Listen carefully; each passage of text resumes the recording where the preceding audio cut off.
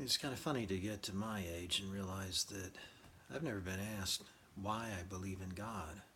Sometimes people ask you if you believe in God, but the question of why doesn't seem very important, secondary, or even irrelevant. Do you believe in God? Oh, that's what matters. If you say yes, then check, you're okay. And, well, I don't know how you can believe in God and not be interested in the why. And that's why I wanted to make a series of videos. The first few that I'm going to undertake are actually not going to explain a specific reason for why I believe in God so much as why I'm convinced that we cannot know if there's a God or not. In other words, to turn it around in the other direction, don't tell me that there is no God and you can prove it, because you can't. I can't prove that there is either. That's why it's called faith. But science cannot prove that God does not exist. And I'm going to make my case based on a book that was very important to me in my youth, The Critique of Pure Reason by the German philosopher Kant, translated by Norman Kemp Smith in this version. This is actually the original book that I read 40-something years ago, and it really changed my life. I shied away from Kant for a long time because, Critique of Pure Reason, does he have some kind of beef with reason? I wasn't interested in that. Growing up in the 60s and 70s, I was so sick of people who just were about nothing but emotions and impulse, and I figured, well, this is one of those Rousseau-esque works from the 18th century about how reason was the enemy of true feeling. And Kant, you couldn't be farther off base. Kant is exactly the opposite of that in his approach. A critique, in his sense, is kind of a mapping out of parameters.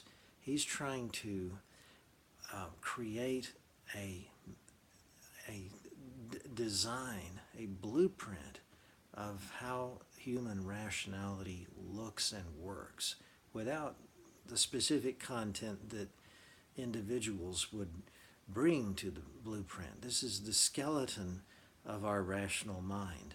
And it's fascinating stuff. I think the climax of the critique has to be a section called the antinomies of pure reason. And pardon my going so high tech here. This is called handwriting. And anyway, maybe you can read that up at the top. But an antinomy is a set of laws, or nomoi. You know what anti means. The laws are actually working against themselves. Both of them are compelling, but ironically, if you take the two of them together as true, as you must, because their logical foundation is equally strong, then they contradict each other. And there's a set of these antinomies undergirding our human rationality. So the way that our mind thinks is actually is contradictory. If you insist that we have the capacity to appreciate ultimate truth, we can't, because when you strip away content once again and just look at the blueprint shows that our means of processing things are diametrically opposed. They don't. Let me show you. Let me just show you this is not actually entirely Kant. I've tried to boil it down into ways that make sense to me. You can see that I have time on one side of my diagram and space on the other. And analysis and synthesis are important terms. All of this is Greek stuff, but analysis means that you unzip, that you release all the way along the line. You pick things apart, you dissect them. Synthesis means that you put them together.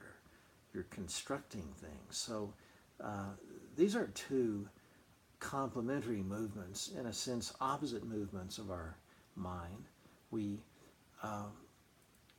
pull things into smaller pieces in order to understand them, but of course we also put them back together in order to fabricate a full explanation.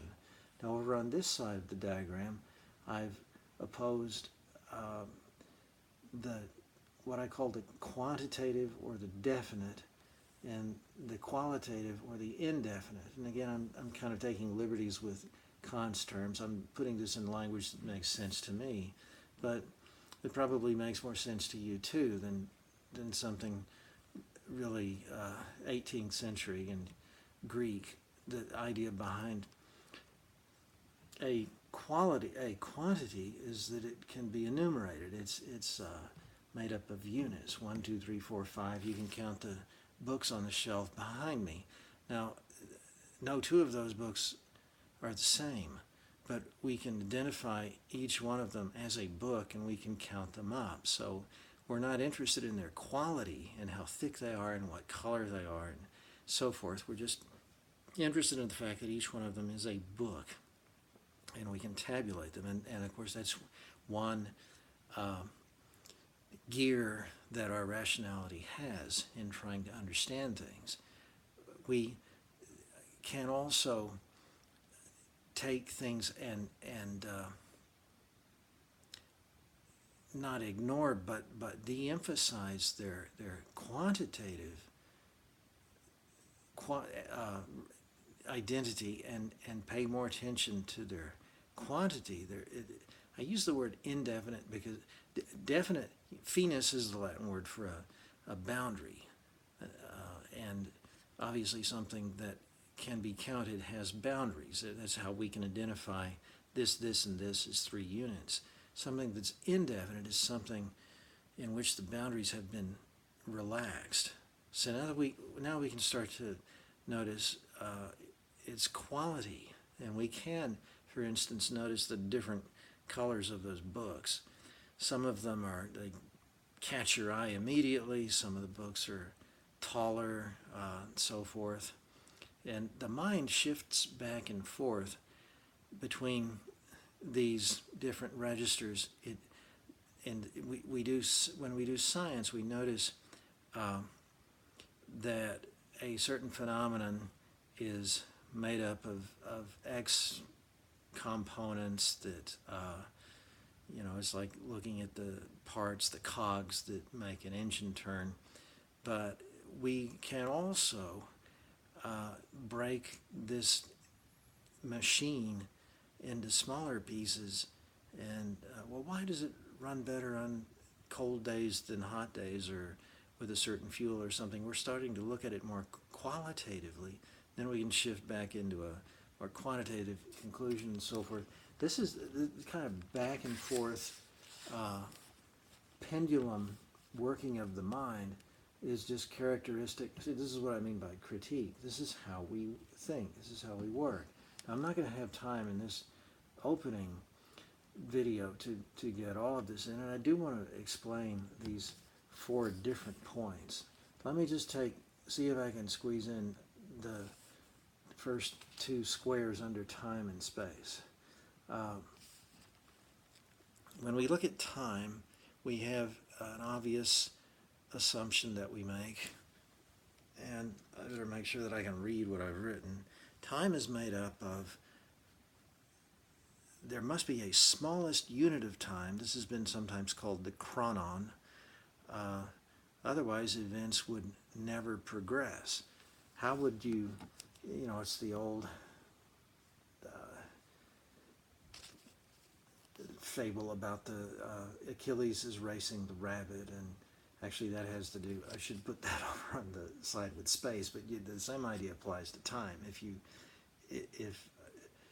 No, actually that one, I guess that does apply to time. If Achilles certainly runs faster than the rabbit, but if the rabbit gets a head start on him and Achilles has to catch up with the rabbit, say he needs 10 seconds for that, well, first he has to cover 5 seconds of ground, and then he has to cover 2.5, and then he has to cover, what would that be, 1.25, and so forth, and you start dividing time. I guess that is a space conundrum too. It works on both time and space. You can kind of peek ahead to the spatial quandary. There's the same idea that space must be made up of atoms, things that cannot be divided beyond a certain point. The chronon and the atom are both the irreducible components of time and space. We can't think of those two dimensions in any other way. Otherwise, you'd just keep dividing them and dividing them further and dividing them further, and Achilles would never catch up with a rabbit, and we know that that's ridiculous because Achilles is much faster than a rabbit, so that doesn't describe what we actually see in reality. But it's logical, isn't it? I mean, you have to assume that there's a piece at the bottom of all the analysis which itself cannot be analyzed. It cannot be further unzipped, or otherwise everything, time and space, it seems like they would just keep falling inward as you unzipped one part after another, after another, after another, and it would go on forever. There would be no unitary event forming. There would be no object. There would be, my glasses, my watch here. There would be no single thing that could be made up of these particles, because they'd all, you just take it and squish it and it would disappear. Things would collapse forever. So there is an irreducible component at the bottom of everything. Doesn't that make sense? But it can't be the ultimate truth, because, let me read what I read. There cannot be a smallest unit of time, otherwise the wait for a chronon to elapse would be zero. Well, that's phrased kind of cryptically, but what I mean there is that if the, say in time, if there's a tiniest possible little event that takes place, then it can't be divided in two, right? So it must be, and it's over, and that must be zero. That value would be something, because anything greater than zero can be divided, and we're saying that the chronon is indivisible, so therefore it must be nothing. Great. So now we're looking at events that are composed of an elementary instant in time whose value is zero. But we know that no matter how many, you could have an infinite number of zeros and you still have zero. Oops, that doesn't make any sense. And the same with time. There cannot be a smallest unit of space, otherwise the atom's outside would also be its inside. That's another way of saying that the atom, does it take up space? Well, if it takes up space, then it has a measure. And if it has a measure, then you would be able to further divide it. If you can't further divide it, then its outside is also its inside. See, this is, as I said, with time, it's like saying that the diameter of this tiny little, the true atom, the true ultimate indivisible component of things, is zero. That's the object that can no longer be divided.